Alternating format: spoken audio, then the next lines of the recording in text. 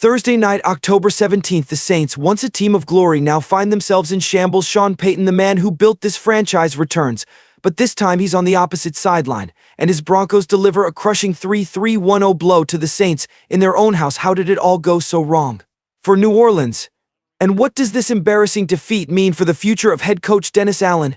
And if you're a Saints fan who's still watching after that mess, well, you're the MVP of this season. The Saints started this season with high hopes. A 2-0 start had fans dreaming of playoffs and beyond, but after 5 straight losses, reality has hit hard. Injuries to key players like Derek Carr, Chris Olave, and Rashid Shaheed have crippled their offense. Rookie quarterback Spencer Rattler was left to fend for himself, thrown into the fire.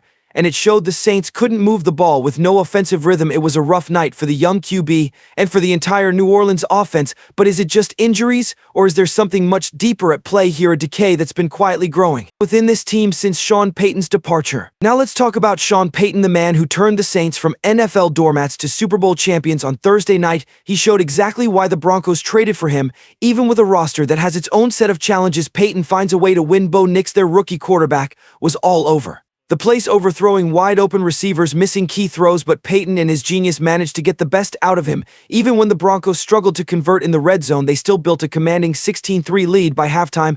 But while Payton continues to show his brilliance in Denver, the Saints are left to wonder what happened to the magic, what happened to the team that Sean Payton built. Dennis Allen took over the reins after Payton, tasked with maintaining a legacy, but the pressure is mounting. The Saints' defense, once a brick wall, has collapsed for 2 straight weeks. Opposing offenses have run all over them. First Tampa Bay, now Denver. 2 straight losses by 20 or more points at home. That hasn't happened since the dark days of 2001. Can Allen survive this storm? Or is it time for the Saints ownership to consider new leadership? How much longer will ownership tolerate these embarrassing losses? Stay with me, because we're about to dive into whether Dennis Allen has any shot of turning this team around. Sean Payton knows how to win. It's as simple as that. During his 15-year tenure in New Orleans, Payton never had 2 back-to-back home losses by 20 or more points, and now in Denver, he's already making an impact. The Broncos aren't an elite team by any means, but under Payton, they're starting to believe they can be. Payton's brilliance lies in his ability to adjust. He adapts to his roster, gets the most out of players like Bo Nix, and grinds out wins, even when the odds are against him.